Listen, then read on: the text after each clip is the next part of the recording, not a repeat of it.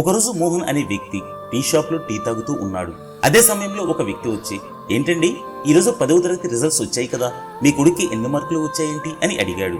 అప్పుడు మోహన్, నా కొడుక్కి 380 మార్కులు వచ్చాయని చెప్పాడు. ఆ తర్వాత మరొక వ్యక్తి వచ్చి, మీ కొడుక్కి ఎన్ని మార్కులు వచ్చాయండి అని అడిగాడు. అతను 340 మార్కులు వచ్చాయని చెప్పాడు.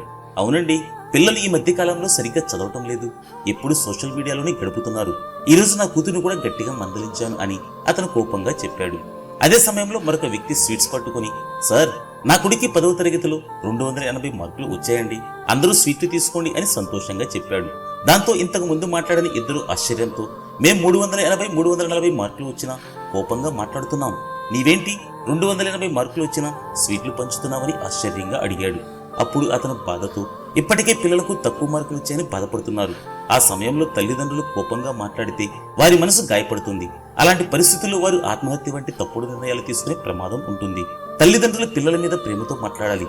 మార్కులు మాత్రమే జీవితం కాదు, చదువు మనకు సంస్కారాన్ని నేర్పిస్తుంది. జీవించడానికి ఎన్నో మార్గాలున్నాయని చెప్పాడు. ఏంటి నిజమే కదా? వీడియో నచ్చితే ఒక లైక్ చేయొచ్చు కదా.